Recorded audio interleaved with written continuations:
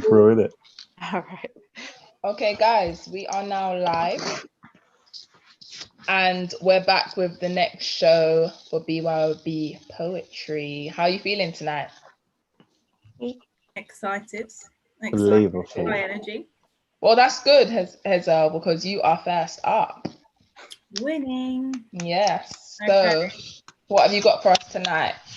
I have a piece called Anywhere But the Bedroom Poetry. And let me just make sure I have it there, just in case.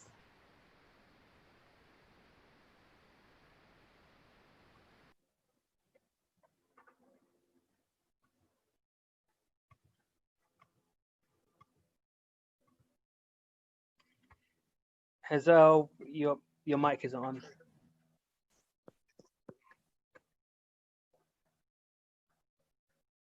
There we go. Can we hear me now? Yeah? Yep. Can we hear me? Yeah, awesome. Yeah. Okay. Yeah, so this is called Anywhere But the Bedroom Poetry. Sorry, it's just completely disappeared. Can someone else go on before me while I find it? Is that okay? Is that allowed? Yeah, no, yeah.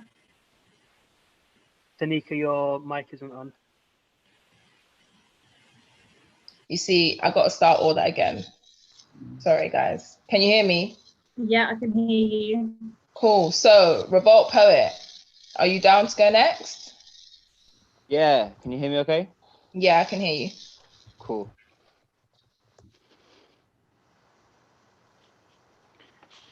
Just bring myself up, there we go.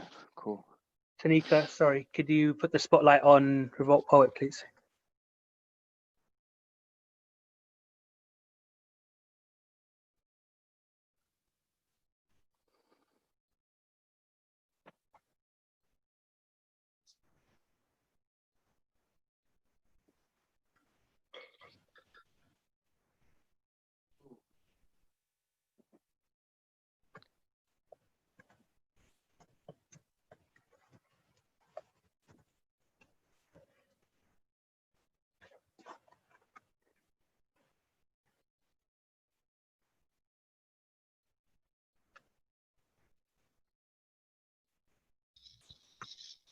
You good? Yeah, I'm good. There we go. Okay, cool. This is, I wrote this a couple of weeks ago. This is Civilization. Emphasis on the middle syllable, by the way. When you lie, your nose grows, Pinocchio. But when they lie, you find no nose on statues made of granite. No one knows why. Well, might I hypothesize we'd see those statues in their original guise if those depicted in them were actually white. This poem is just a closer look at lineage, because the narrative, I assure you, is controlled by idiots. The rewriting of history is so insidious, people don't know Africa had empires whilst Albion was still perfidious. Pause. Apology. I write rhymes for the fastidious, seeking out the perfect empire. I guess you could call me Odysseus. I implore you, please see the links between Aldar's desecration of the Sphinx and why skin bleaching industry still bring $4.8 billion in. Here's the thing. It's just like Goering said, the victor will be the judge. And whilst I'm not in the habit of quoting Nazi thugs, that thinking underpins everything the West does. See, there's only so much good propaganda can do. When people realized Tutankhamun looked nothing like you, and they knew. It's why, in spite of sleds being depicted in the hieroglyphs, the myth still persists. Aliens must have constructed Giza's pyramids. And of course, pseudoscientists knew society needed this because of the incestuous relationships between slave labor and profit. See, they'd rather credit an extraplanetary species than just admit their racist bullshit stinks like feces. So, like Robespierre, its memories left accursed, while Hollywood pornographizes an Egyptian curse, because whilst their whole civilization was built around nature, your civilization is destructive in its nature. Cheers, thank you. Yes. Ours Yes. for Yes. Revolt days. poet. Woo. And I love your energy as well. Like, in just love the it. Doomsday Light as the first poet of the night. I appreciate that. Do you want to just, give us a little background as to, what inspired you to write that piece? Yeah. You know what? It's one that's been kicking around for a long time. So anyone who's a fan like myself, I know Rohan is as well, of like Akala, Loki, all these influences that come from sort of Come on. conscious hip hop. There's it. Like the thing is, like I've done a lot of kind of study into it all, and kind of being as left leaning as I am politically, I also fall into quite a few of the conspiracy theories, and I've just got no respect for empire or basically anything that stems from it. So all of those things kind of came into a melting pot, and I sat down one day and managed to. There was originally a Churchill line that got took out, but basically managed to link Robespierre, Hermann Goering, and fake Egyptology. So, if that's not revolt poet, I don't know what is. Yeah, like I love it, man. I love it. Thank you so much. Cheers, thank you. Okay, Hazel, are you ready? Are you good? Let's go. Cool. Sorry about that blip, guys. This is Anywhere But the Bedroom Poetry. You haven't even entered the room, and here I am. My senses standing to your attention. There's tension. Eyes covered, I'm kneeling. Even the feeling of my wrist rubbing against each other has my river running onto these covers. The door clicked. My thighs move, that damp shift. I still can't hear you, but I can feel you. Feel two pulses racing, but you must have sensed my pheromones letting slip a subtle moan, that temporary loss of control. From across the room, your grip takes hold. You've got me. And I swear, these seconds feel like years as I wait and anticipate your next move.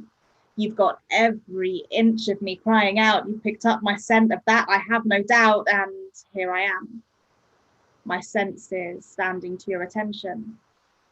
There's tension. Eyes covered, I'm kneeling. I know your silence holds meaning, and you're drinking me in, letting the sight sink in. You know you've got me. And I can be your plaything. Hell, I'd do anything to hear you strap those inches and feel you put the tip in, but I wait. I hear a rustle. I dare not move a muscle as your fingers deftly unbuckle, and my inches now screaming for the inches you're not feeding. I'll take the welt of your belt, but baby, please now connect with me the way you have to me, and here I am. My senses standing to your attention. There's tension. Eyes covered. I'm kneeling. Now already I'm almost feeling the sensation on my skin as I wait for you to begin. Instead of my clip, you flick the whip, my nipples harden. I pray this time you reach for that hard on. I anticipate every tickle and burn from strokes and flames and turn with flicks and licks, my skin engulfed by desire. I'm ready for ceasefire. I'm a loaded gun, yet your frequencies are pushing me higher. Our Russian roulette has our interactions running down to the wire. Hold. Fire. I'm poised mid-flow. I await the next blow. Let me blow you. Just sit on my face and let me get a taste. I swear I won't let a drop go to waste. I'll slip my tongue in, have your river running, have you gushing as you're riding. Then I come to. But I'm blushing. What a point of view, and here I am. My senses standing to your attention. There's tension. Eyes covered. I'm kneeling. This tightness I'm feeling, I'm ready to grip you. Another flick of the whip, baby, sip or devour. You have the power inside you. My mouth finds you.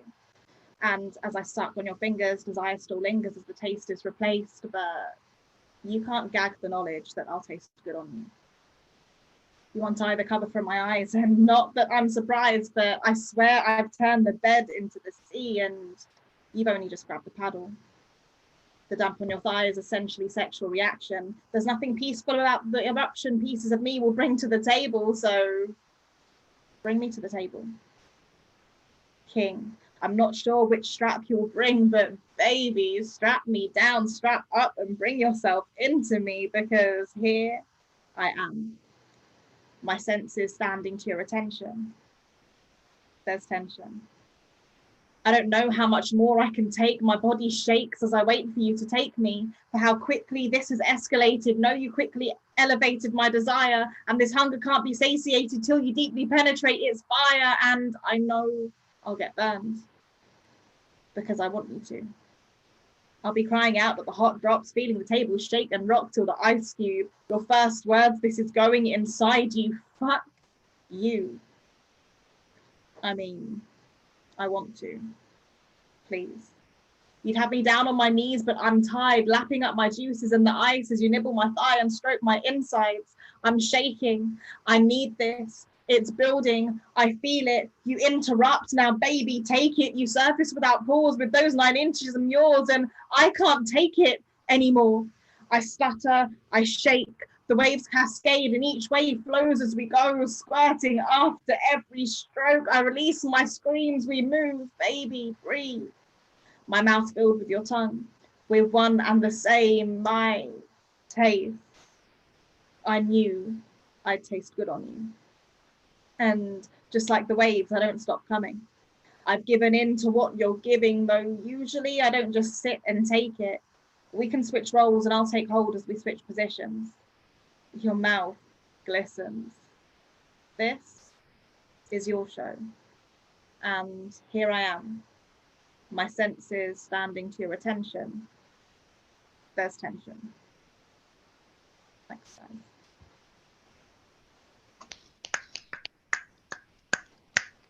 So much. Oh my God. For that.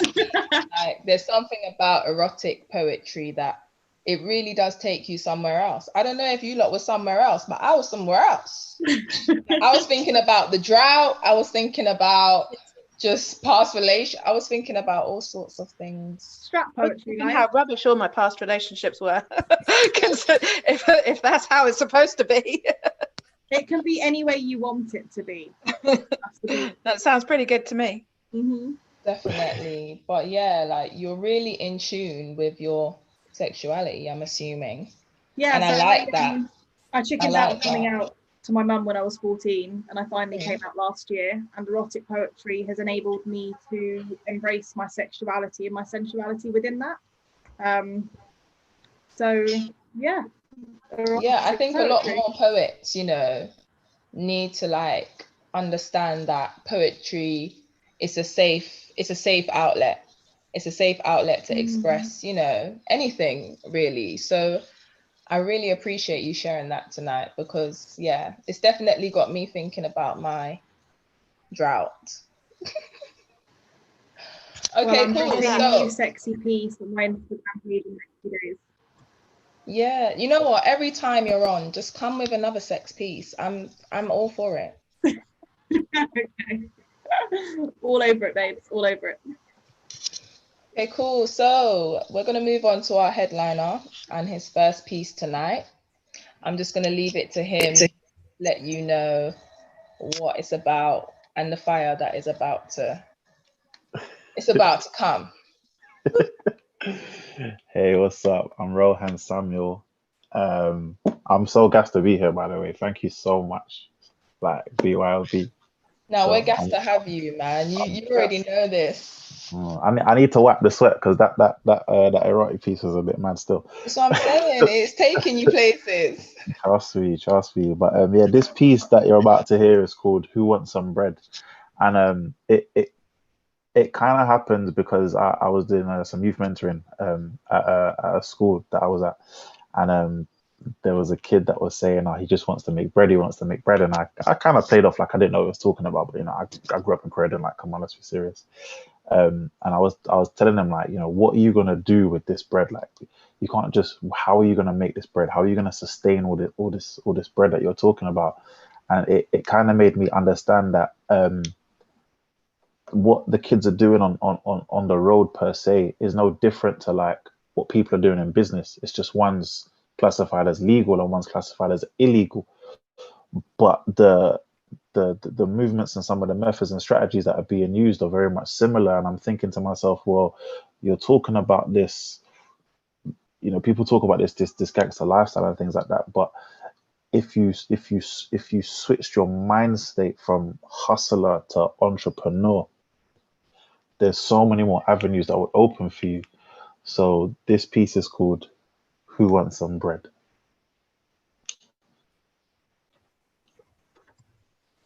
I'm going to take you on a culinary tale where bread can be seen as bread. But in this bakery, we don't weigh ingredients, we only have economies to scale. The street corner hustler, chef inherited rustler, cooking dough potentially could inspire a different type of customer. It was surely hard though to only be seen in one perspective. There's no retrospective. Like a personality disorder, I was split, only seen in slices. They can't imagine my life in different colors, so the perspective of me was portrayed in brown or white. Rather see me straight jacketed in plastic. There's no room to breathe, so if I go green, I'm immediately discarded amongst the social classes. A waste man for the waste bin. I've been stamped and dated, and the only way to prolong my business is to freeze my assets. Sorry, just before you carry on, can you see the video? Just the vocals. You can just get the vocals, right? Yeah. Right. Rohan, could you just tell us a bit more about the poem, please, quickly for a second, whilst I sort this out? Yeah, of course. So I decided to link the poem with different types of bread, because I feel like bread is a very much like an every person's dish, unless you're like gluten free. Then my bad. But I did shout you out in the poem though if you're gluten free. But like I feel like bread is like an every person's dish, like per se, and it's something that everyone can associate with. Just so I wanted to link it to kind of make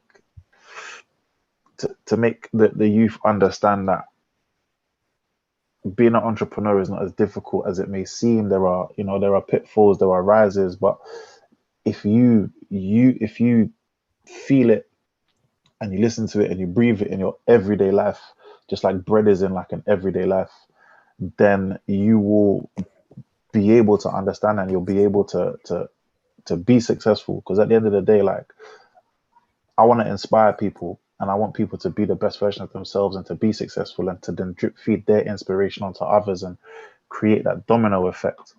Because at the end of the day, like, as a spoken word poet, my voice and my actions, they're my tools, but one person cannot change the world, so yeah. 100%. I'm going to take you on a culinary tale where bread can be seen as bread. But in this bakery, we don't weigh ingredients, we only have economies to scale. The street corner hustler, chef inherited rustler, cooking dough potentially could inspire a different type of customer. It was surely hard though to only be seen in one perspective. There's no retrospective. Like a personality disorder, I was split, only seen in slices. They can't imagine my life in different colors, so the perspective of me was portrayed in brown or white. Rather see me straight jacketed in plastic. There's no room to breathe, so if I go green, I'm immediately discarded amongst the social classes. A waste man for the waste bin.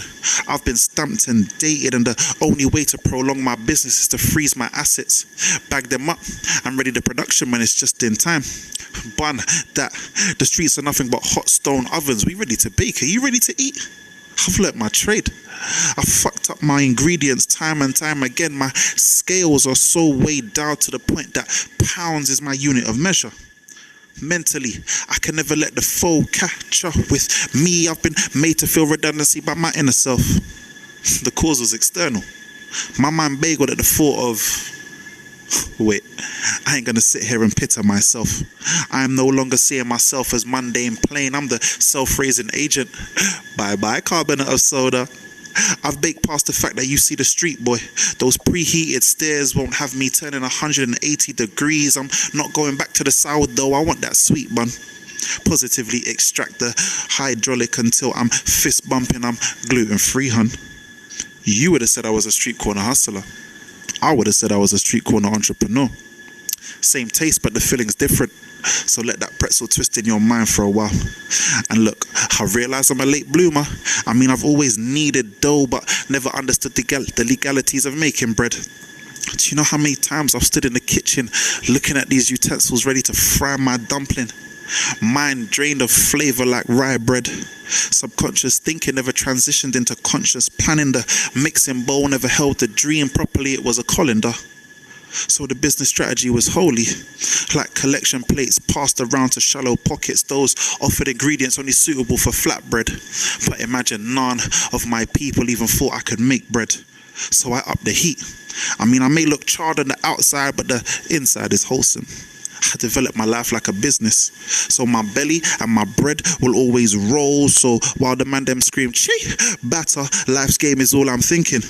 Baking bread after bread after bread after bread after bread is life's ambition.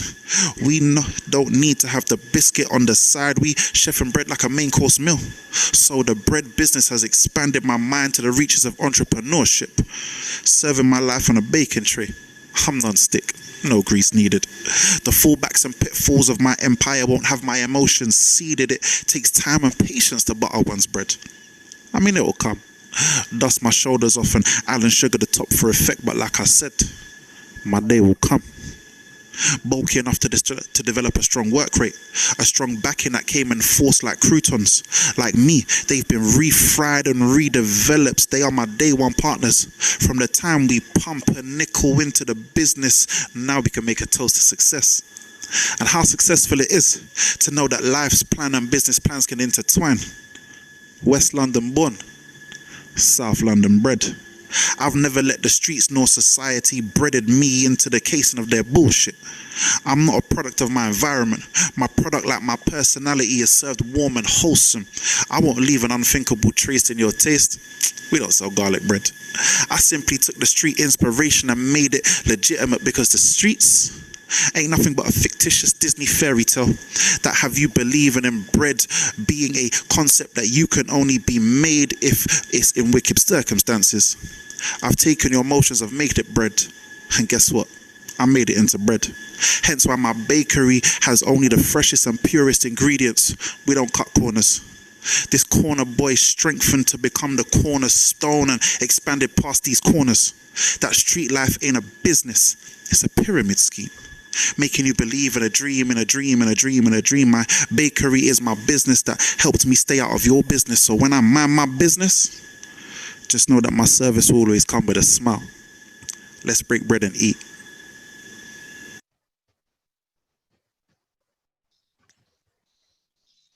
Yes, Rohan. Yes. Yes, Rohan. See, the composure thing again. But you see, like, I knew I was expecting amazing stuff anyway, but I was not expecting. You really are the king of metaphors, for real. Thank you. Yeah. Thank you. Blow me away every time. Every time. And it's deep. Like, you get immersed into what you're saying. You're enjoying the flow at the same time. It's just like you just breathe. need to breathe. Let me breathe. It's lucky that we've got 2 more poets before your next video, because let me breathe. I need to just digest it. I have to say something. I have to actually apologize to Soft Spoken, right? Because I don't think I should apologize to you, because when I came, the first time I ever performed with BYOB was online, obviously during the lockdown, and I performed that piece, and then the Soft Spoken wheeled me up, like he paused me, and I was so vexed because like this never happened to me, right? But I have to apologize because obviously like, you know, he was just feeling it. I think it's when I said none of my people, and That's I don't know, like. That's exactly it. I still remember it to this day. Yeah, man. But yeah, bro, I didn't mean to get vexed at you, man. Mate, all I can say is this day I still remember Zoom bombing my own show.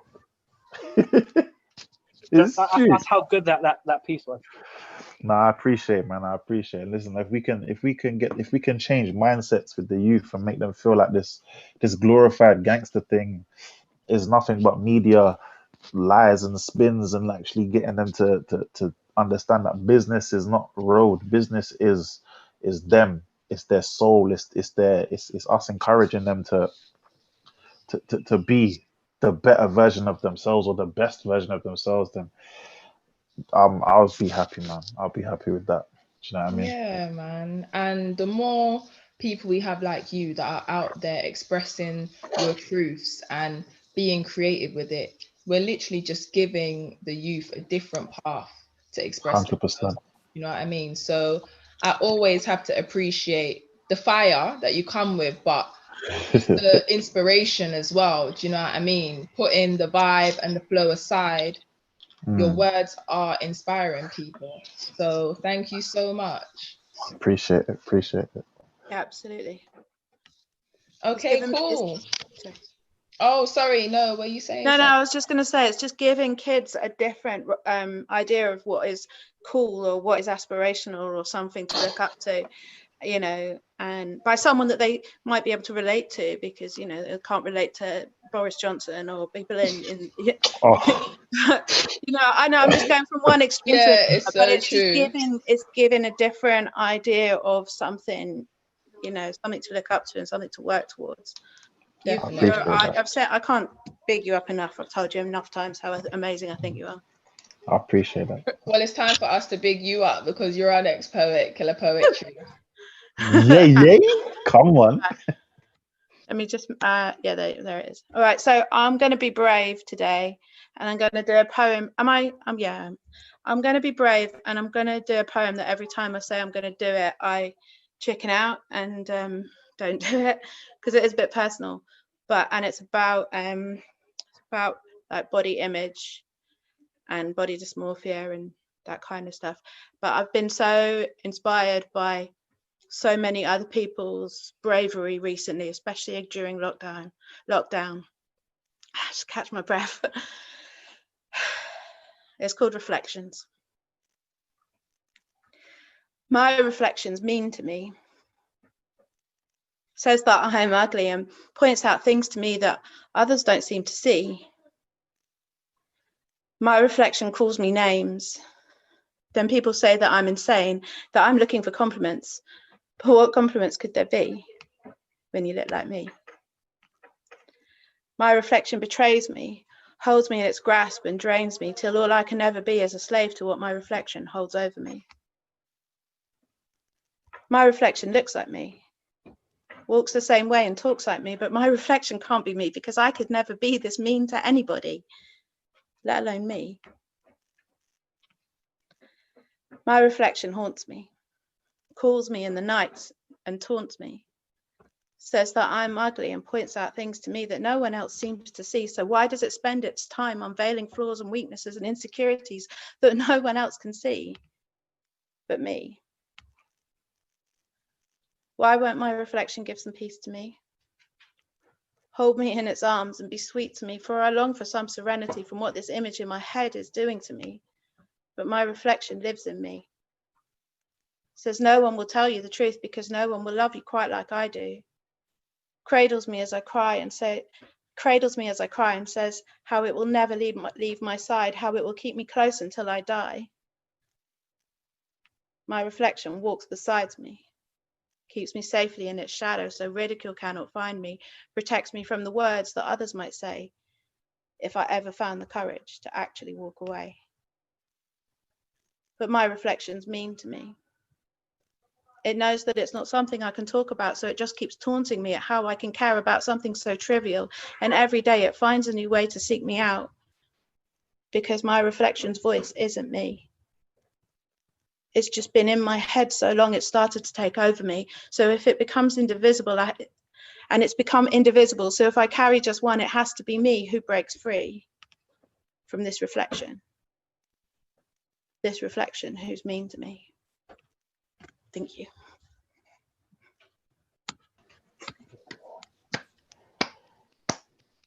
That was absolutely powerful.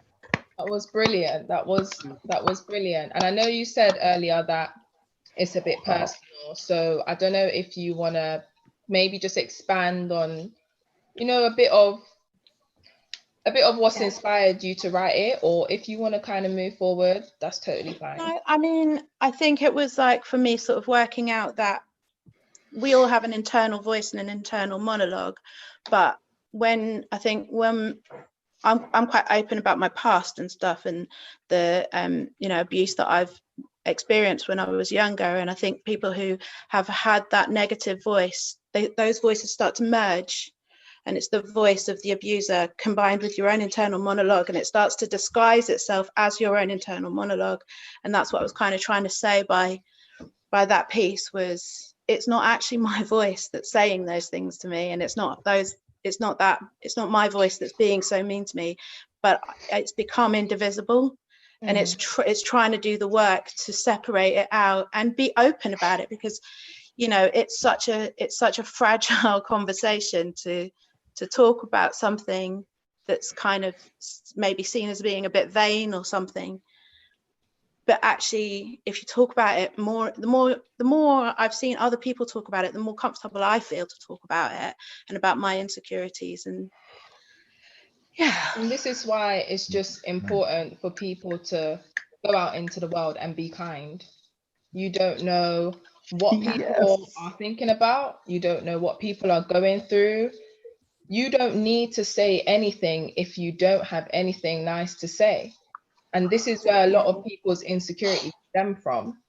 It's okay to have your opinions of what's nice and what's not nice, but then if you know that it's hurtful, you can keep those opinions to yourself and still have them. Yeah, exactly.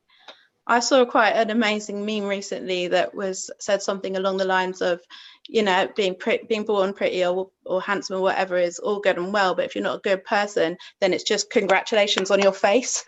It's true. It's true, because I think a lot of people value people with a good heart. Do you know what I mean? Like, if you don't have a good heart and you're beautiful, then you're pretty much irrelevant, because you can't connect with people, you can't interact with people and enjoy the world in the way you're meant to enjoy it. So that is, if you got that meme, you need to forward that to me.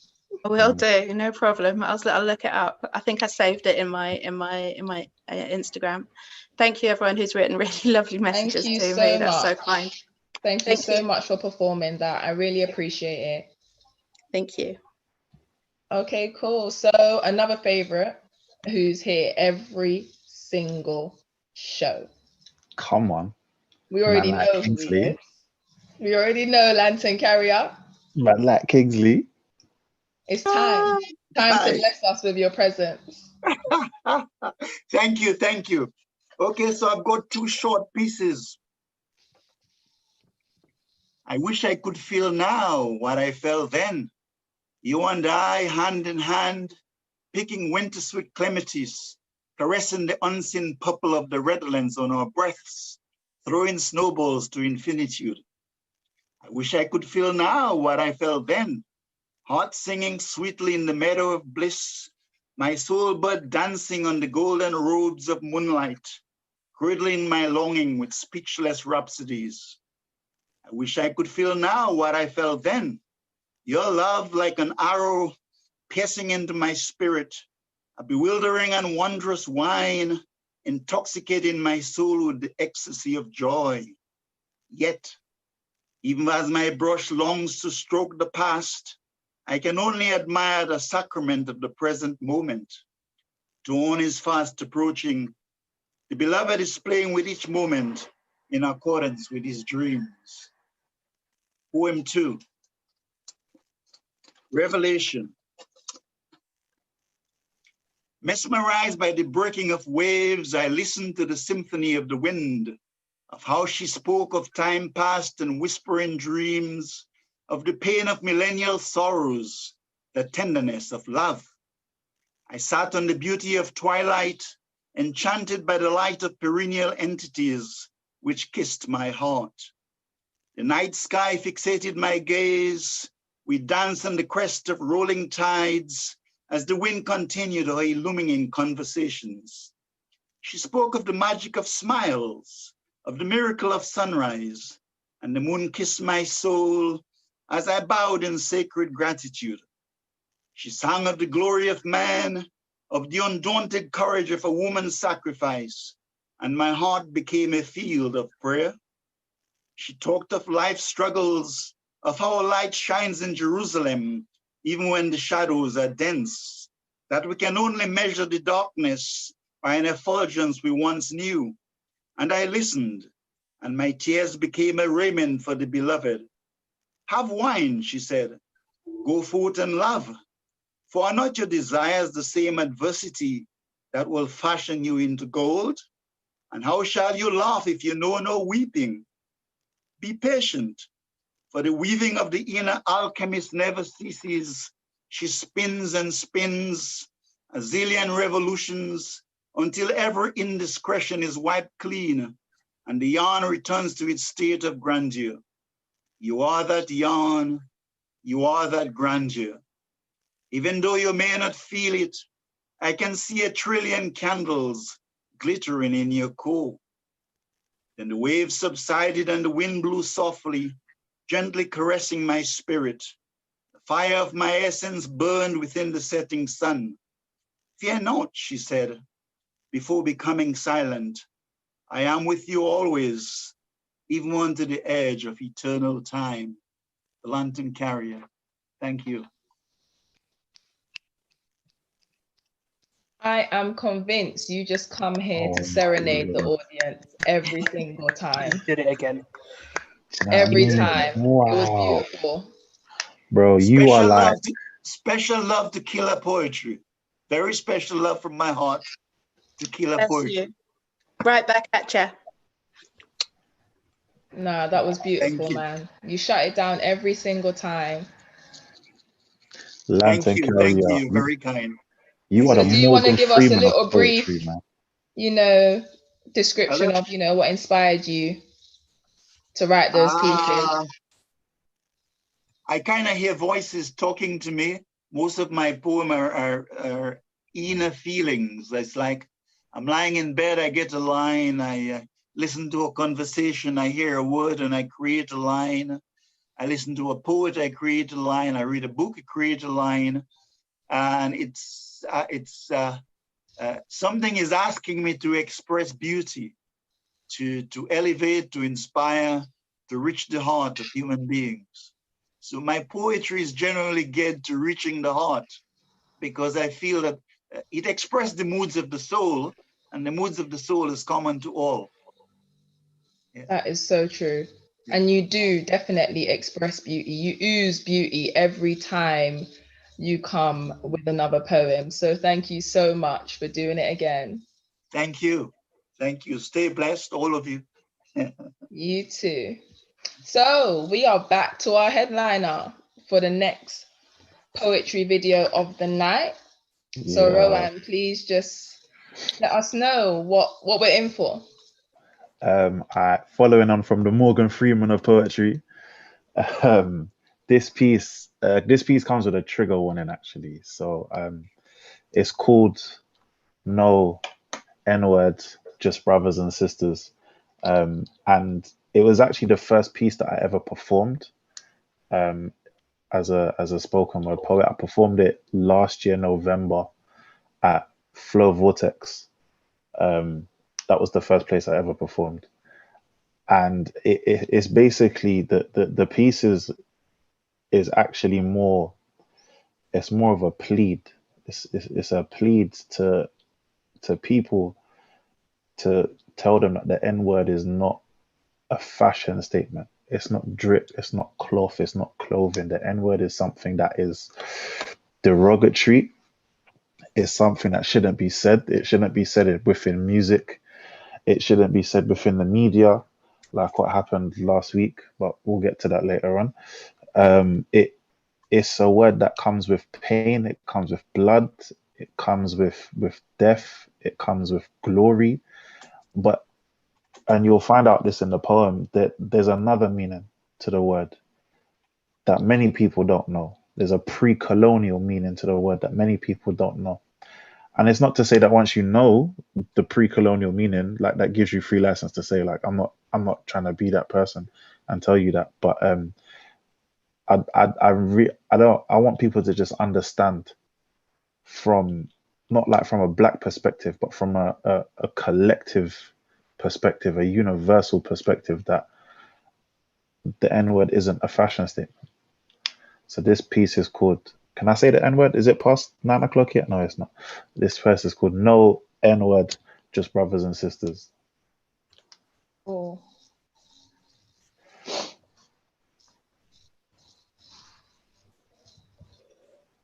Nigga, please. You see, a nigga ain't a nigga how a nigga used to be, so nigga, please. We say the word nigger more than the British drink tea, and since my heritage lies in the fields of plantation and stock, where we were forced to take and lie our sweetness, I guess those 2 sugars you have in your drink has turned it into a nigger tea. You see, nigger is this and nigger is that, and nigger is bad and nigger is black, and what black people do is cool, so track back the linear equation to equate my blackness with niggers. I love the word nigger, but hate the form that it comes in. Proud and fashionable to say it amongst friends until a black man's walked past. Racist will say it behind his back. Ignorance will ask for the nigger pass. Yo, my nigger. That's my nigger. Where's my nigger?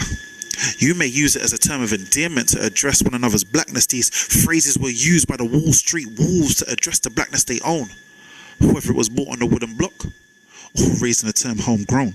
So the nigger you called out for was called out for, and that's my nigger is a statement of oppression you have subconsciously contracted yourself to. You have signed a blood contract that comes with my nigger being the only terms and conditions, and it's the signage to the death of your lineage that has tightened the shackles on the word nigger. You see, Chris Rock loves black people, but he hates niggers. Do the 2 differ? Is it a social construct that has split our skin into 2 different meanings locked within? They even split the literature behind it and gave you 2 different spellings. So, nigga with an ER? Damn. That's so racist. But nigga with an A? That's okay. But when you say that shit out loud, nigga, don't it just sound the same? Clinging on to that mental slave ship of the word nigga to keep you enslaved, nigga, so you could be somebody else's nigga and be blinded in your happiness because you thought you were the nigga. I mean, now blackface is re-emerging as not just a pantomime, but a fashion statement. Blacking up with racial features that's only acceptable once the white media has them. Big monkey lips they say we used to have, until Angelina Jolie started kissing on screen. So blackface became duckface, and it took Kylie Jenner to challenge the whole world. I mean, look, it's so cool to say nigga, unless it's time to be a nigga. Have you ever been in a car with police behind you, nigga, feeling like you were the wrong type of nigga? So you called your loved ones to tell them that you might not make it home because you were getting stopped by the police because you thought you were the nigga. When are you gonna fucking learn? I am the nigga. Yeah, I'm not a nigga. I'm not that 12 years a slave, nigga. Stained the lynching tree with blood, nigga. Rape my people for pleasure, nigga. Physically and mentally enslaved, a nigga. Can't speak the language of my tongue, nigga. Get forced to speak colonial language, nigga. My heritage is only cool once it's white, nigga. Entrust a system that's systematically against the nigga. Do you even know how you got to be a nigga? Thought you rode the boat to the promised land, the niggas. They suffocated your name and Uncle Tom, the nigga. Use a word like nigga to denounce you, nigga. But you see, nigga comes from Nigeria. And Nigeria got colonized to Nigeria. The meaning of Nigeria means black land, the same land that gave birth to the black man. So with that being said, this black man must be a nigga. So now you know, nigga. I'm not your nigga. I'm not a nigga. I am the nigga. I am the one that has taken my heritage and absorbed it into those letters, nigga. I have taken the ER and the A and replaced it with the lost sounds of Africa, nigga. I'm not what used to be a nigga. I'm the new nigga. And if you don't understand, then don't ever present me as a nigga, because that chopping block nigga you thought, nigga, has super say and excelled past the point of the word, nigga. So before you try to denounce my humanity, nigga, I'm gonna take back that word and give it back to the blacks that you called niggas. Change refrain and restrain what you perceive a nigga, because I come from original stock. So do I still look like a nigga?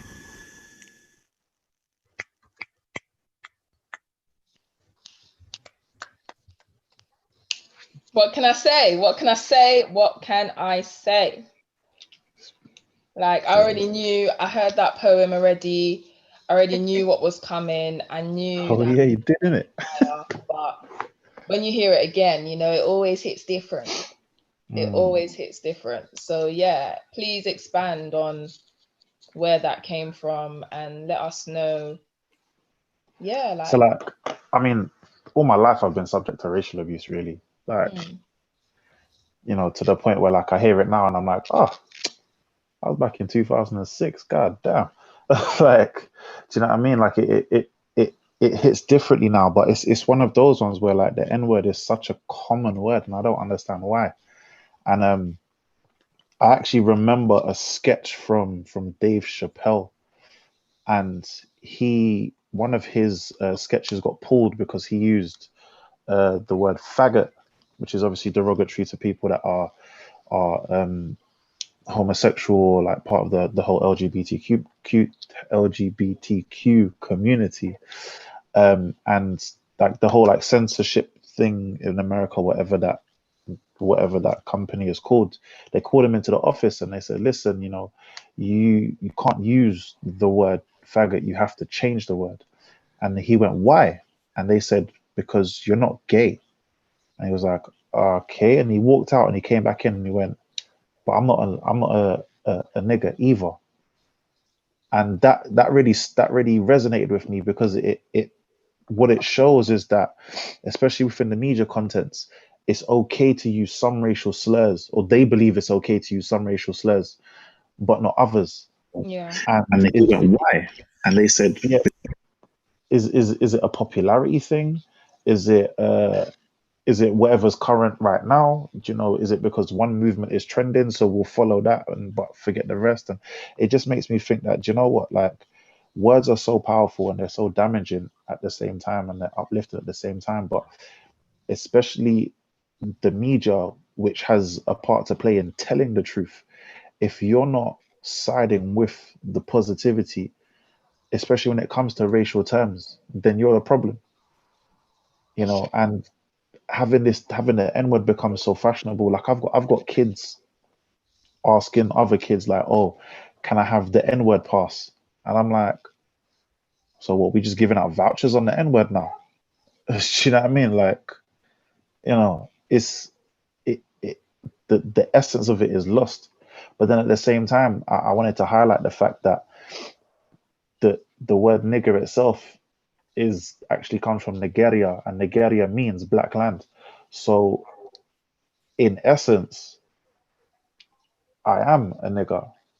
I'm just not the media perception or the colonial, historical, educational perception of the N word. Yeah. Which many people don't actually know that meaning, by the way. So now you know, right? But yeah, that's what that piece stems from. It's trying to tell, like, even as a black person, like, there's this whole thing of it's okay for a black person to say it, but it's not. And then, like, there was a teacher that got fired in America because he called a black kid the N word, and then he tried to be like, oh no, I said it with an A, like how you were saying the rap video is not ER, and I'm just like, dude, really? Like, It makes no really? difference, you know. It makes no difference. No difference. So that was my piece. No niggas, just brothers and sisters. Yeah, that's a piece that it's important for people to hear, because as you said, like, it's become common for these racial slurs to be used in any sort of context, like on the BBC. Do you know what I mean? Where 100%. it's the BBC News and they're using it as if it's okay. But then, as you said, if someone was to go up there and say faggot or another derogatory term that relates to a different, you know, community, there won't be, like, you know, they're not expecting any outrage. Yeah.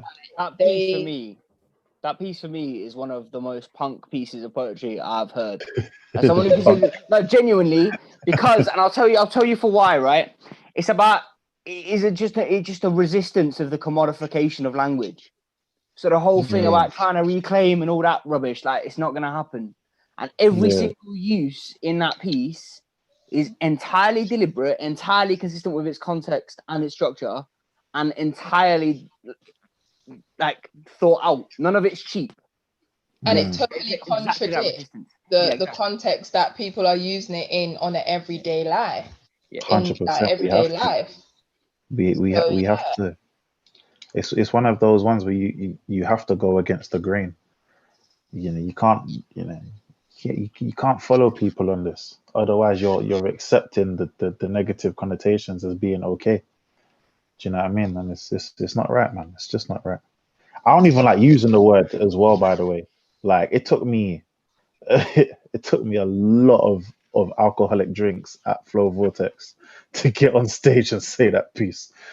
But then it's 'Cause, yeah, definitely a piece that I think people need to hear, because the way you're using the term is completely different from the way it was 100%, used on the BBC, the way it's used in music. It's like you're just creating a whole new context for it that 100%. people didn't even know existed. Got to So change the that's what's narrative. brilliant. Yeah, you're changing the narrative, and that's what Mhm. we need to do as a Black community and as a community as a whole. 100%, 100%. So yeah, thank you. I appreciate it. Thank you so much for that. Thank you so much. Okay, guys, so back to the open mic list. We have got Natalie Twamburima. Hello, hello. Actually, TB. Hey, Natalie, how are you? You good? Yeah, not bad, thanks. I'm good. Good, good. The stage is yours. Thank you. So this piece I wrote is actually dedicated to all the guys. So here goes. This poem is for those who are expected to be reliable and always be focused, despite the invisible barriers surrounding their gender and their colours. This is for those who are living for gym selfies, but can just about lift the weights off their own insecurities. This is for those who are called gym but still can't fix things, and those who don't know anything about sports or anything about driving. This is for the many, many men who called it quits because the pressures of life had torn them into bits. This is for all those who are a single father and those who grew up without the role of a single father, but were determined to crack the mysteries of shaving and tying a tie in the right order. This is for those who can't keep up with rep counts and body counts. And even if they are counting towards set amounts, they still feel like their lives just don't count. This is for those who have a habit of keeping people at a certain distance, just to ensure they're protecting their own protection. And this is for those who are struggling to read love languages, but are still doing what they can to be providers for their misses. This is for the short men, for the tall men, for the bare-chested, the hairy and bald men. This is for the masters, for the misters, for the doctors, for the professors, for those with us and for those who will always be remembered. Guys, know that it's okay not to feel okay. Know that it's okay not to feel strong every day, and that any pain you're feeling will pass on one given day, because there's an overcomer inside of you, and someone out there admires everything that you do, especially considering everything that you've been through. Thank you. Wow. Stand up and pay attention. Yeah, Stand up and Natalie, pay I love it. attention. Thank you. One reason I love it is because I'm always talking about mental health. I'm an advocate for men's mental health. I'm always encouraging men to just be open with anyone that you feel comfortable with, and you need to just break down, do it, because there's So important. There's an invisible pressure put on them that we don't address enough. And that poem seems to just address it all in one. Thank you. So thank you so much for that. That was amazing. Can I say something real quick, right? There seems to be like a societal currency, right, that men buy into, that they have to be like this lumberjack warrior, you know? Yeah. And like your piece, like I love your piece, highlights every single man in this world to say to them, like, do you know what? Yeah, it's okay to feel sad and to cry and everything. Like, oh my god, I was skanking that piece. Oh my lord. I know, I do like watching you in the background, you know, because you're doing your own thing up there. That was amazing. Now, for real, Natalie, that was incredible. Thank you. You're good. So, do you want to just give us a little? Sorry, just wanted to say something about it as well.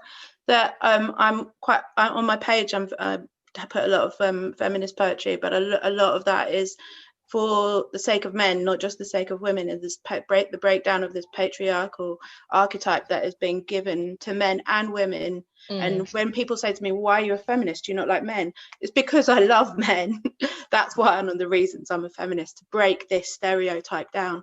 And I went to more young male suicides in my 20s than, well, I didn't even go to a wedding in my 20s. I'd only been to young male suicides, including my cousin. And, you know, yeah, thank you for writing that. Oh, that's all right. Thank you. Yeah, it's a poem that's definitely going to raise awareness every time you say it. Every time you're going to make men just think that little bit more. Yeah.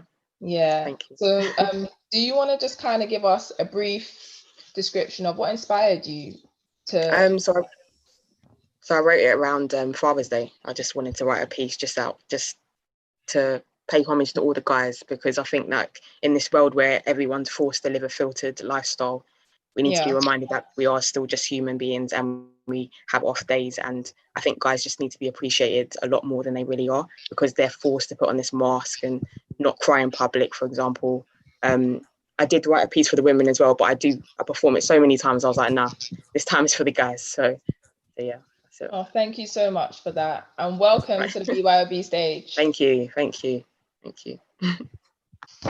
So our next poet tonight is Paul Cree. I think you are a newcomer to the BYOB stage as well.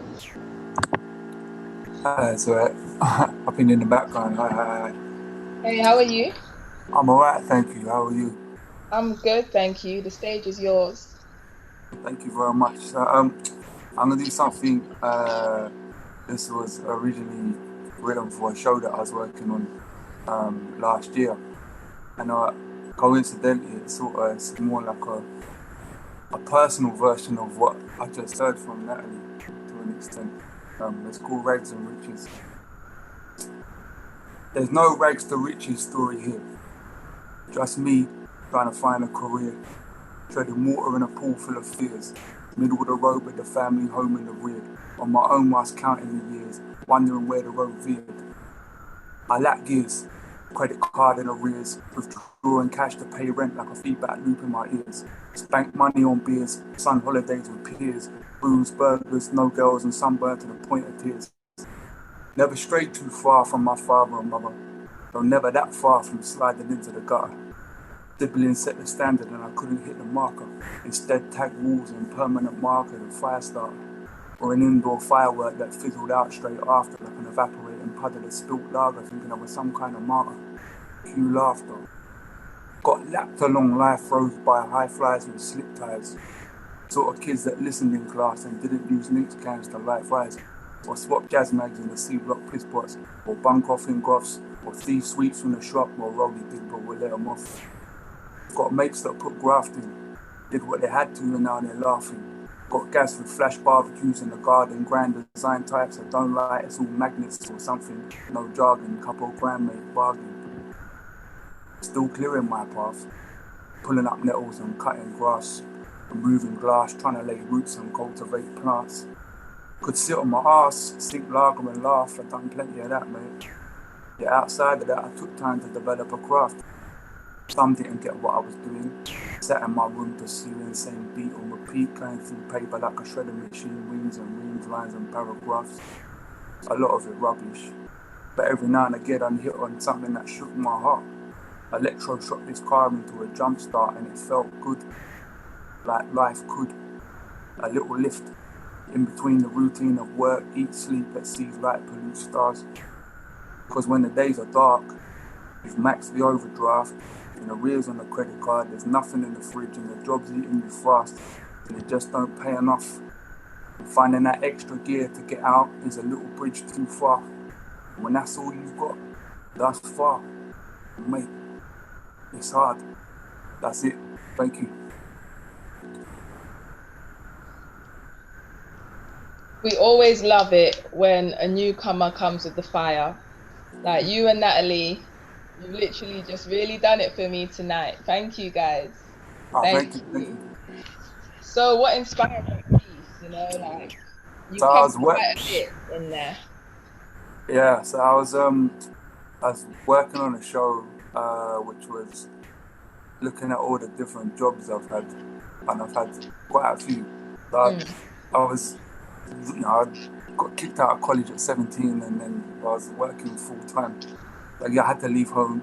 So I had so many different jobs, and I guess it was kind of like trying to weigh up sort of personal responsibility. Because like I mentioned, I messed around a lot, and so when I had to leave home, I didn't really have a lot of options. You know, life is hard, and it's if you make your bed, you lie in it. But also at the same time, it's like, yeah, just trying to, I don't know, like looking in the mirror a little bit and thinking, okay, where do I go from here? Yeah, I feel you on that. I feel you. And I say it all the time, but this is why poetry is amazing, because you can really turn any experience, any situation into something creative and rhythmic with a flow and a vibe. And you would never think that the backstory behind it comes with so much negativity and so much, progression. So I really appreciate you sharing that with us tonight. Oh, thank you for having me. And hopefully we get to see you again. Yeah. Well, I know where you are now, so all good. Cool. Speaking of that, our next show, physical show at Box Park, will be on the 24th of August. It is going to be restricted, but tickets are out on Eventbrite now. And it is sponsored by London Borough of Culture 2020. So thank you to them for just supporting us with the growth of BYOB. And hopefully we do get to see some of you guys there.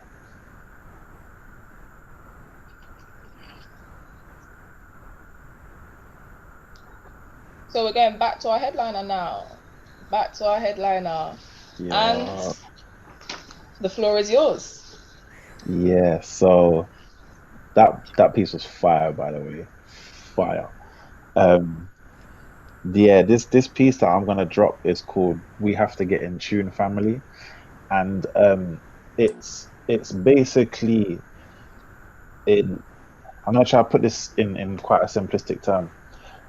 It's a letter of understanding that what you hear and what you listen to 90% of the time is false. And like I know like people like Revolt Poet, like he is the man when it comes to making the media, spin back their words, right? And this piece basically I wanted to say we have to get in tune with family, because as society and communities are the same as families, if we work together we can become prosperous, and we have to get in tune is basically we need to be on the same frequency. You can only really inspire and push people if they're on the same frequency as you. If they're off the same frequency, then you have to develop the relationship to get to that level, and then you can push off together.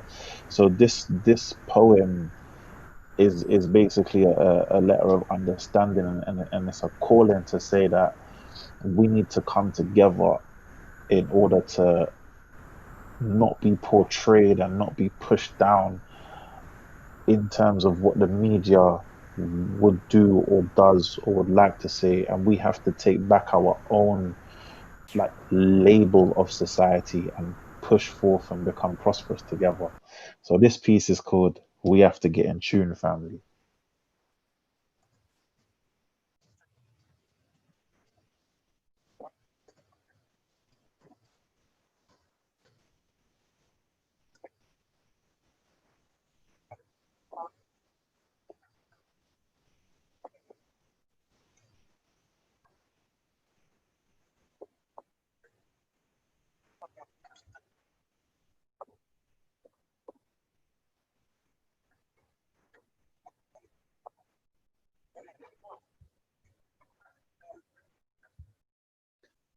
Sorry, I'm being told that the sound is not coming out. Is that correct? Yeah, there's no sound. Okay. All right, Rohan, could you just say a bit more about this piece right now quickly whilst I try and sort this out? Yeah, there's actually a message in there that the whole thing is a message really, but like there's a piece in there that I want people to really understand, and it's actually linked to something that Denzel Washington said, and I also kind of feel like as a society, because we are so much, because we live our lives and we have stuff to do. Like, I've got children, I've got, people have full-time jobs and this and that and da-da-da-da-da-da. And like, as Natalie, I'm so sorry if I got your name wrong. Like, there's like so many people doing so many things. And sometimes we get stuck in our lane, right? But if we can just take time to just look at other people and, be kind to other people, even just a one little conversation, then, like it goes a long way. A little ounce of kindness really goes a long way. So yeah, hope you enjoy. Sterilize the media stereotypes. We're in a midst of radicalization portrayed as the world's eye. The foundation of the media has been corrupted to show you a biased view through the closed cornea lens captain. We're seen as the pupil.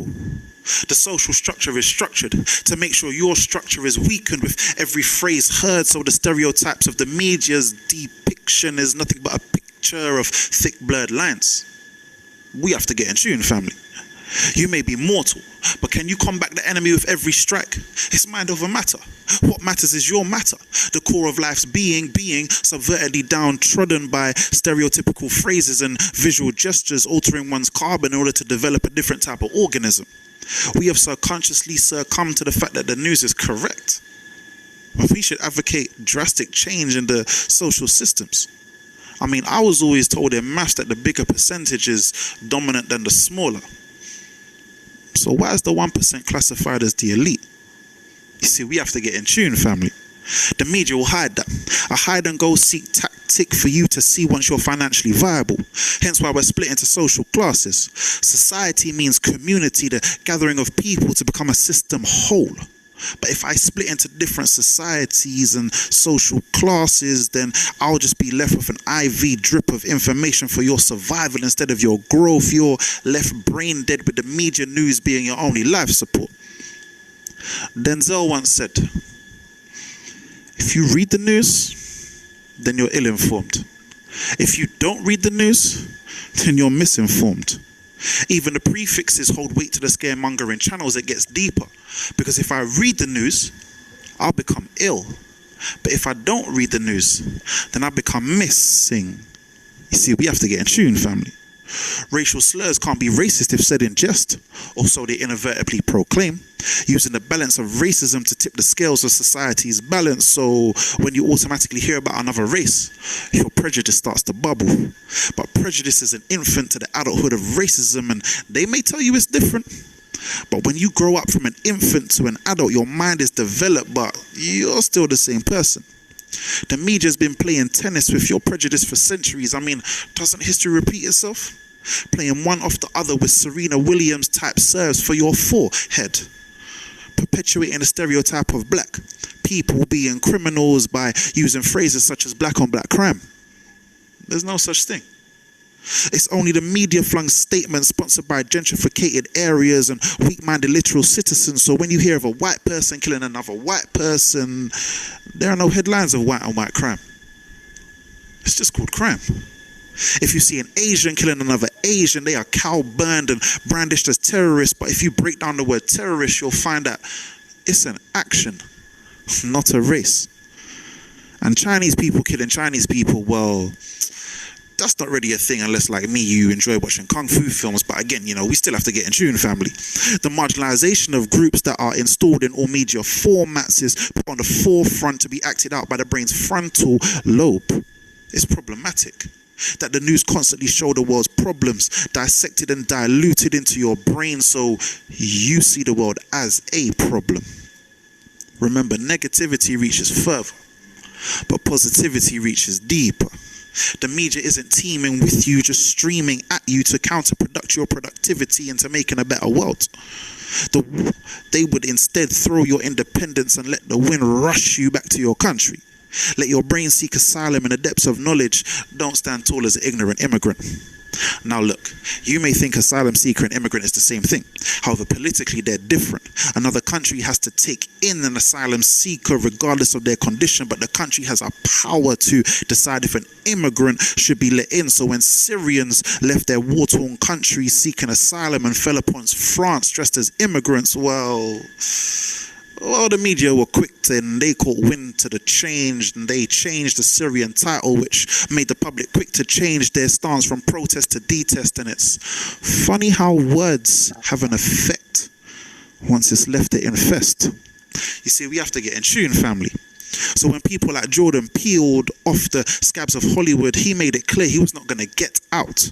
Instead, he would unify states and make us aware of the media's actions. So when we look in the mirror, we can see the real killers dressed as Candymen. Get in tune with what's around you. I mean, shit, it surrounds you.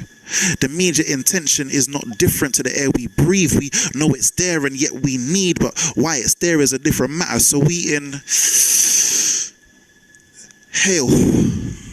and let it soak deep into the blood cells, but a poison that gets into your blood will need to transfer for another type. Check the message. It's less about who said it and more about what's being said. You can't kill the messenger. However, you can interpret the message to make sure that you're not programmed to believe everything that gets carried to you. I told you, we have to get in tune, family. We need role reversal. Take back the media stereotype and become the views of society, because after all, who knows society better than society itself?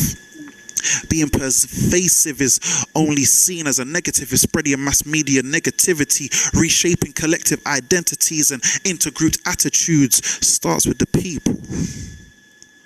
The way I look at you should not be seen through paper lenses and TV screens. Typecasting should be based on verbs and not descriptive words. So that distorted vision is nothing but a skewered promotion represented by the minds of the people as people only willing to bring about hostility. Stand up in the face of adversity. Be the dominant gene in the pool of society's fractured body. Taking back society's mind to make the mental stable so we can become the powerhouse of this body we call a community. But we can only do that once we get ahead of the game. We have to get in tune, family.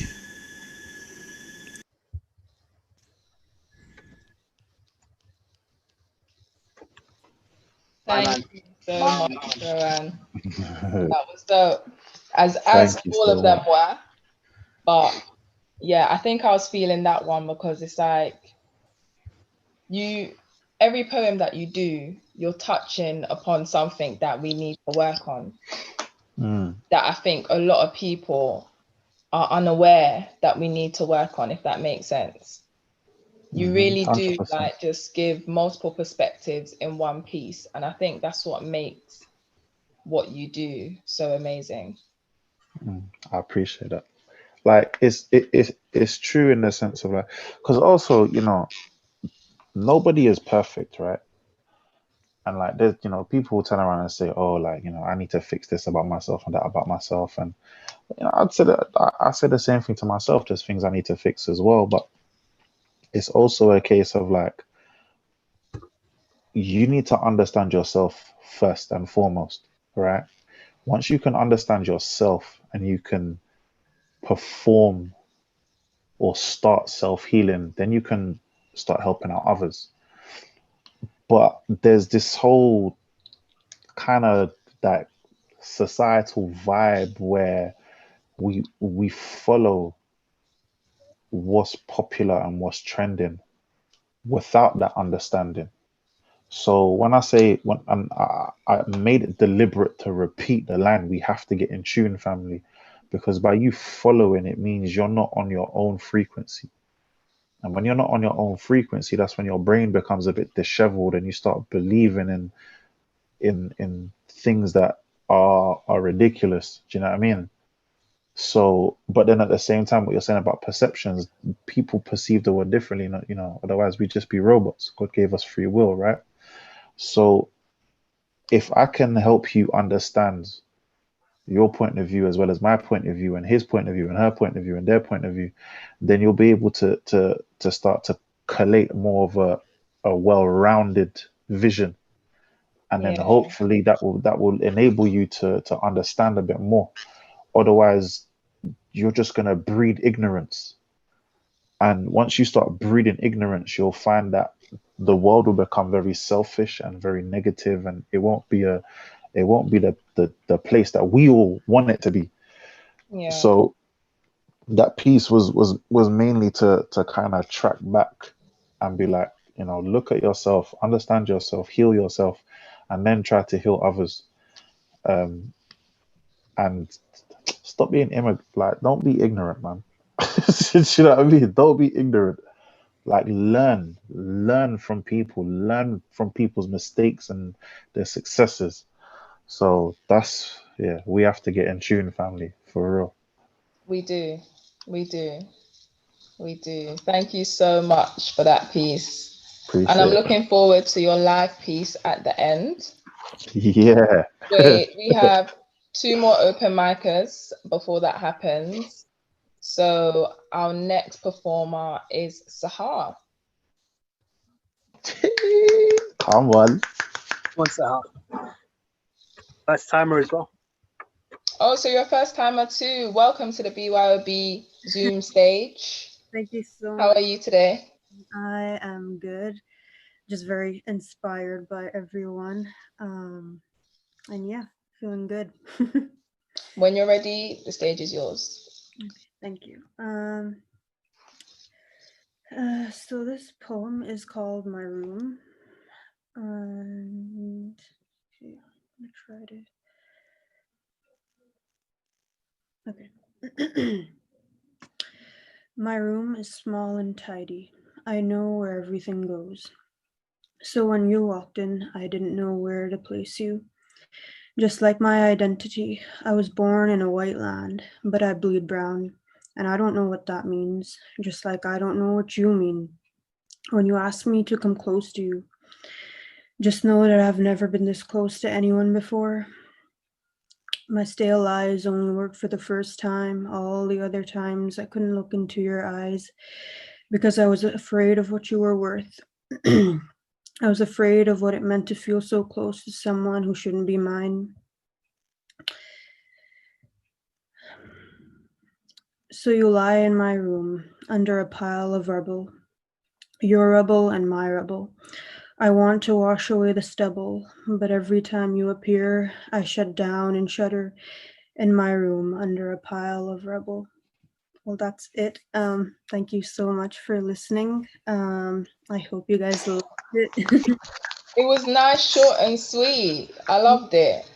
Thank Do you want to let us know a bit more about, the message behind it?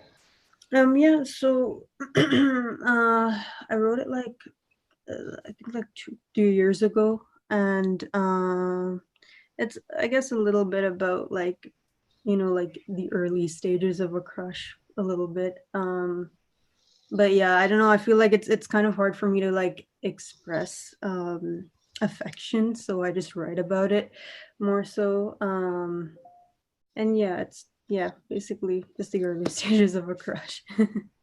Nice. Well, thank you for sharing that with us tonight. And hopefully we see you on the BYOB stage again. Yeah, definitely. It was so refreshing to hear everyone, and I definitely will be coming back.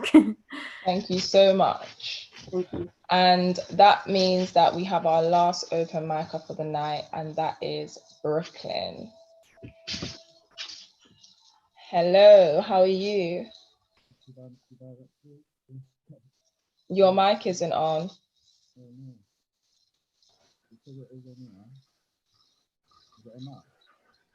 I think you're gonna have to work on your volume so we can hear you, but we can barely hear you.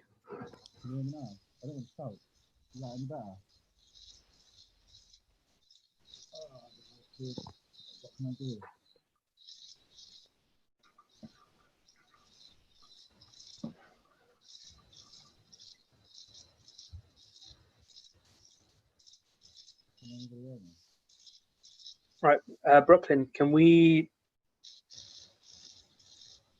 go to Rohan for his final piece and come back to Brooklyn? Okay, cool. So Rohan, do you want to hit us with unconscious bias then? Yeah. Okay. So yeah, this is a very, very, very, very new piece. And I wrote this piece in light of what happened on the BBC when that reporter just very, very casually dropped the N-word, um, based on a story that happened. And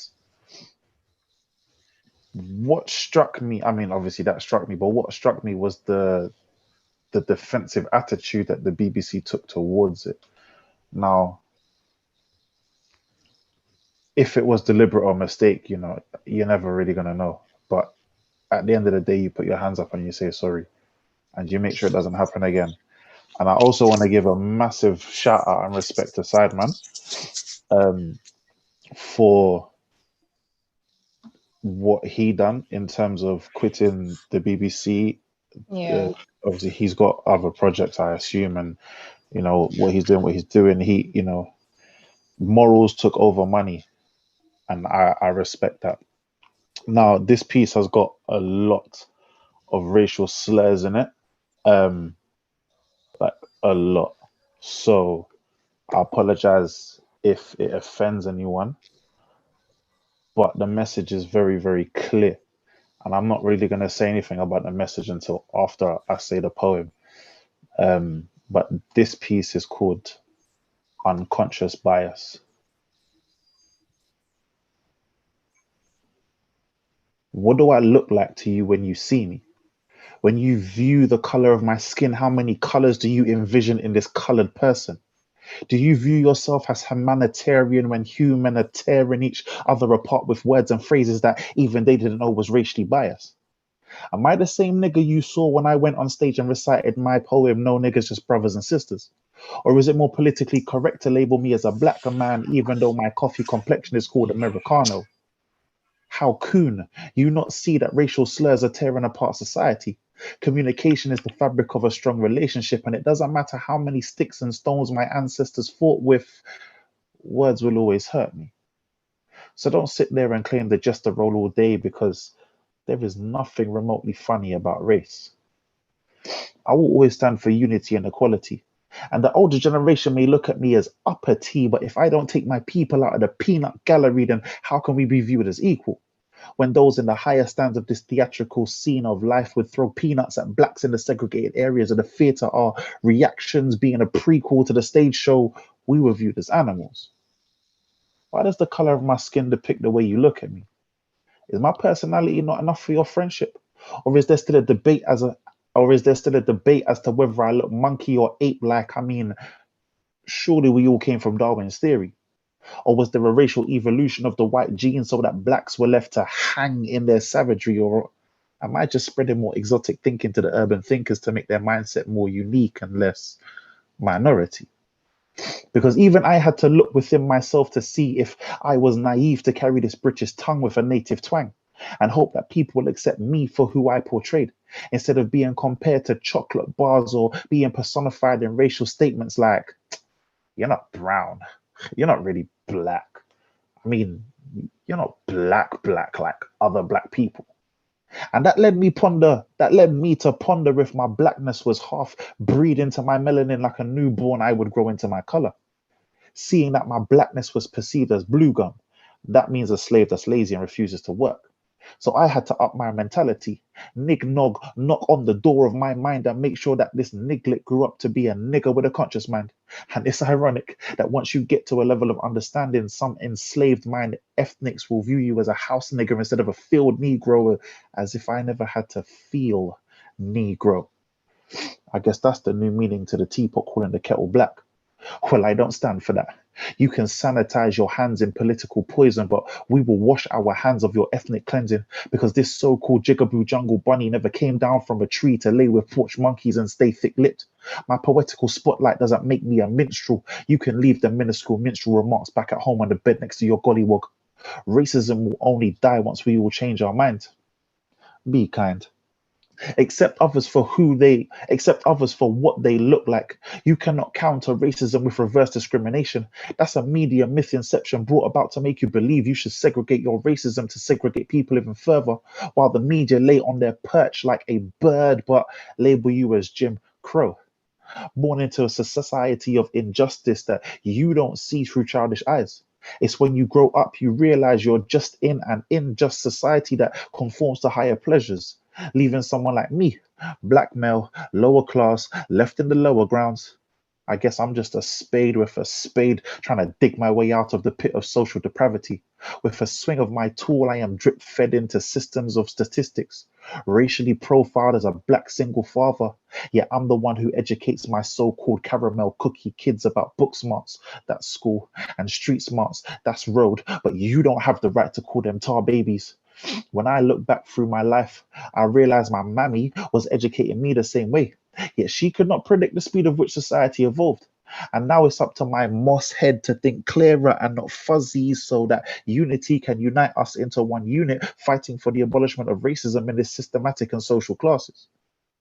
What's your stand on racism? Would you pick a side or pick a ninny? Would you ride the bus on the same seat that Rosa Parks sat on and make Martin's dream come true before they X all Malcolm's and delete the colors of Mandela's Rainbow Nation? You see, if you're comfortable with my wordplay in this poem, then you need to look at yourself. I have highlighted and underlined many racial phrases so we can draw a line under the use of these phrases. Communicate in a way where we offer no offense and not sit on the fence when we need to stand. See, I still have faith in a humanitarian world where humans don't tear but repair the past burnt bridges with foundations strong enough to topple racial fortresses. Roll between Martin and Malcolm, that's passive-aggressive action, no hurting. But just to make it clear that we have evolved from our ancestral homes of sticks and mud, we're now bricks and mortar. And society will not be blown away by the big bad wolf. We hold our heads up high, so take a look at my chinny chin chin. We stand united in a daisy chain of all colors and races, shades and faces, that we will pull your conscience from your bias and tear apart racism until there's nothing left. That's me. Did it again? Racism won't change until we change our minds. And I'm like, you know Smashed what? it as always, bro. You smash Appreciate it all it, the man. time. Appreciate All it, the appreciate time, it. man. And while we're on the topic of, you know, the Black community, just want to plug that Wordplay Poetry will be doing another artist expression show on the 30th of August. Jeez, come on. Black Lives Matter. Literally just promoting Black poets out there, Black creatives. We have discussions about the Black community. You know, we educate ourselves as we speak. Do you know what I mean? So please follow the Instagram. Please tune in. There's a GoFundMe page as well set up where, you know, we just want to support more Black initiatives, you know, get more people doing poetry, get more people expressing themselves in different ways and just being kind to one another. 100%. So yeah, like I really appreciate that poem because it really does play into the theme of what Wordplay is doing. And you definitely need to give us just a little bit more background before we move on to Brooklyn. You know, I like the background stuff. You like the background, innit? Yes, I do. The behind the scenes moments, yeah. The behind the scenes. So yeah, just quick little background. Well, like I was actually at my girlfriend's house at the time, and I was told about what happened on the BBC, and it infuriated me, and it really infuriated her as well. I think she's watching. Hey, and it made me vexed because the way it was put across or the way it was said was so unnecessary.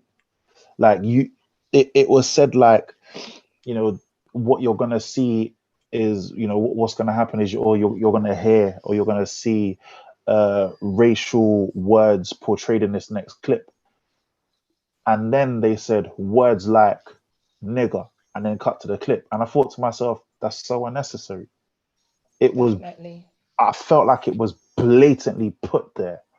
Do you know what I mean? And it comes back to the conversation we had about my last poem, sorry, one before that, No Niggas, It's Brothers and Sisters, that the N-word is used as a fashion statement.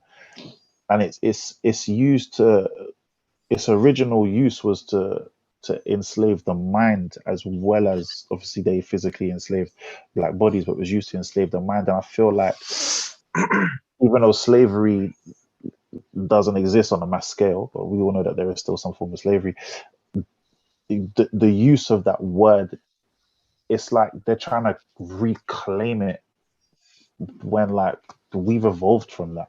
The whole world has evolved. I'm not even saying we as a black person. I mean we as a society, as a community, as a whole earth people, we have evolved from that. And it just got me upset. It just got me really upset, and I literally just started writing from there. And I wanted to use all of these racial slurs, especially ones that people may not have heard, like peanut gallery, for example, or blue gum. You know, these are all racist slurs that have been used throughout the years for no reason whatsoever, like absolutely no reason whatsoever. And I wanted to highlight that. I wanted to highlight that, and just to tell people, like, listen, it's not on. It's not on. It's not needed. And yeah, Definitely. apologies are only really apologies if the actions follow the words. So, you know, apparently the the BBC has apologized. So let's see if it happens again. And if it doesn't happen again, then I'll accept your apology.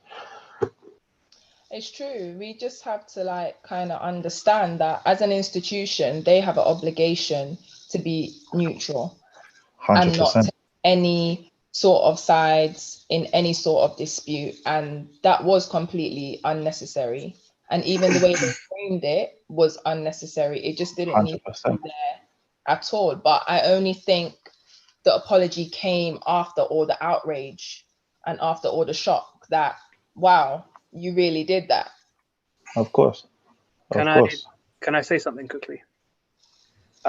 Because like when you've seen, not just with the BBC as well, but when you've just seen Tommy Robinson and a lot of other people just being able to say whatever they want to say, just openly, at this point in time, it's not just the BBC as well. It's literally every institution that's allowing racism happening in every way, shape, and form. And it's just basically the normalization of racism, where people used to be scared to be called racist before, whereas now it seems almost like a badge of honor for some people.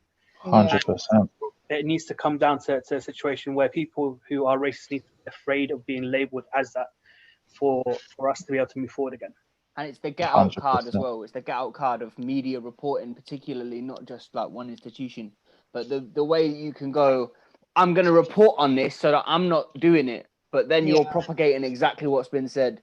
That's what we need to be targeting. That's what we need to be fighting against, man. Phenomenal piece. 100%. There's so many different branches. So many different branches that need to just be broken. 100%. And like, if we can, again, like if we can align our frequencies, you know, like the whole world aligned their frequencies when George Floyd, rest in peace, when he died.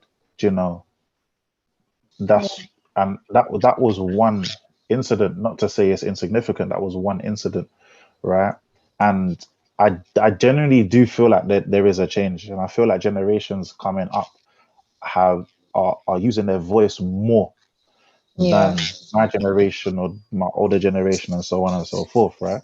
You know, not to say that nobody has fought or anything like that, but what I do find is that there seems to be this tug of war between the people and the institution, and because the institution financially are more dominant, they are really, really, really trying to use that to squash the people, and the people just aren't having it. Like, they're just not having it. So again, we need to align our frequencies. And yeah, man. So that was that piece, unconscious bias. Thank you so much for that, and thank you so much for headlining tonight. You were amazing. I've loved it. Your time, and I'm sure like everyone watching, just not only are they inspired by you, but they are definitely going to leave this event reflecting on some of the things that you've highlighted tonight. So we appreciate it so much.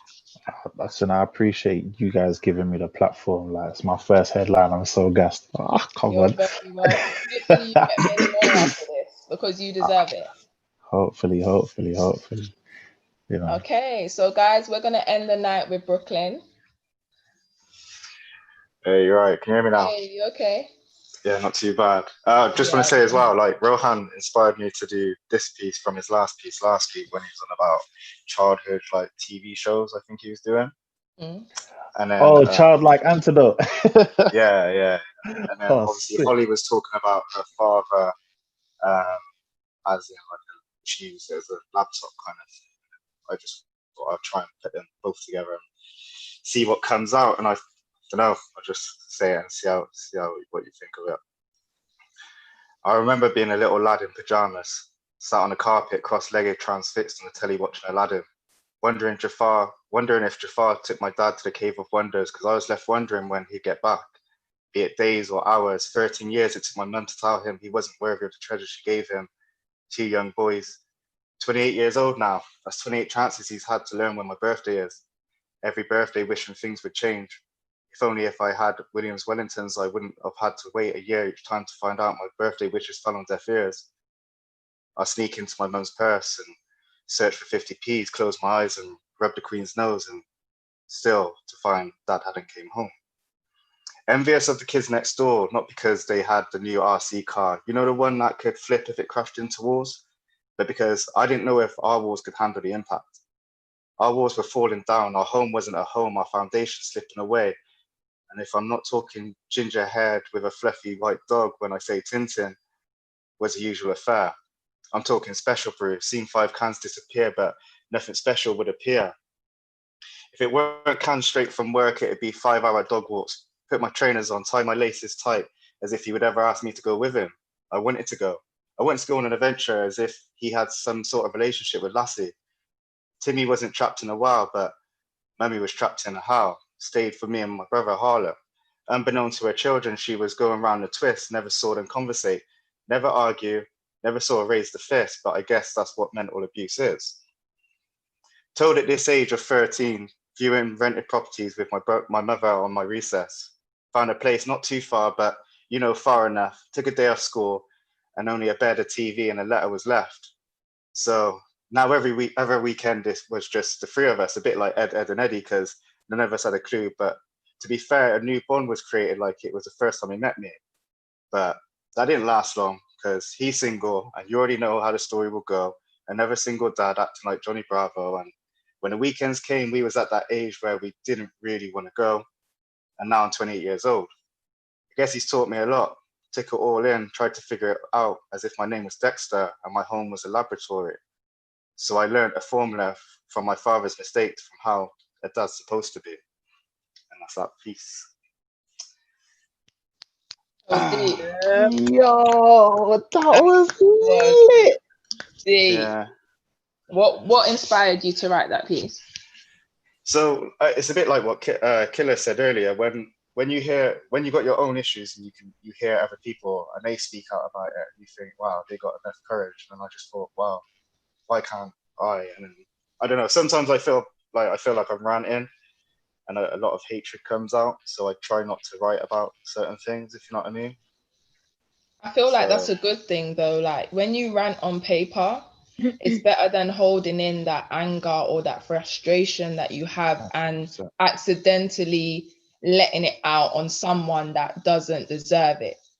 You know, Yeah, paper, I hear that. you know, it's best to just get it all out on there and then reflect on how you feel after. You know, kind of analyze how you feel. Yeah, don't you find like sometimes like when you write it on paper, you do it more stuff flows because obviously it's putting stuff out with it. Someone said it was something to do with like how the mind works and stuff. Like you put stuff to the back of your mind, so when one thing comes out, the rest it's like popping a pop of Pringles in it once you start. Yeah, it's like a release. Like yeah, it's like but a then sometimes when it's on the release. paper, Pringles. Sometimes when it's on the paper though, and you can see how messy it is, and then you like look at it and you think, Jesus, is that how messy I am? If you know what I mean. You're just processing your emotions. Though. Yeah, bro, it's therapy, man. It's therapy, bro. Like you know, one thing I've realized, because like you know, like I've said this before, and soft spoken's probably gonna kill me, right? But like I haven't been doing poetry for long. But one thing I've noticed is that like poetry is therapeutic, man. And if you're getting it out, on the page, like let it out on the page, even if it's rhyming or it's just words of his scribbles, and you find like you got so many holes in that paper because you stabbed it to hell with a pencil, like whatever's whatever, right? Like you're getting it out. When you let it fester in your mind, right? That's when that's more dangerous because you're eating yourself from the inside and you don't even know it, because like you said, it's in your subconscious, right? And if your subconscious eats at you from the inside, it's more damaging than anything else. That's why I find like most of these are short. Like even when I was reading that off, I felt like, I've like finished it too short, but then I must have stopped it for a reason. Do you know what I mean? It don't matter. The message is the message, bro. It doesn't matter how short or how long it is, but you could spit a poem for 25 minutes. The message is the message. Do you understand what I'm saying to you? And it's Like, about what that poem's doing for you as well. Like when you go out there and you perform and that, we love to listen to poetry. We love to listen to, you know, your art. But then it's about what that poem does for you as well. Like the first time you write it on paper, it might just be a bunch of crap. But then at least you know, like, okay, that's how you feel. And you can refine that. Once you understand why you feel the way you feel, you can refine it and mold it and shape it into a piece that you're ready to share with the world. Yeah. Like, and But don't worry thanks for about listening time, anyway. Thanks for listening. Nah, no I problem. always We drop the loved it, phone man. every time. That's twice now that's happened. That's your niche, bro. That's your niche. That's my niche. Don't drop. Sign me out. It's gonna do it again, I bet you. All right. Cheers. Thanks for listening again, and thanks for the kind words and stuff. No problem. And hopefully, like, you just keep writing, you know? Okay, Kai. Okay, guys, that's it for tonight. We are rounding up and we are out. Take care, and we'll see you on the 24th. Sweet. See ya. See you guys.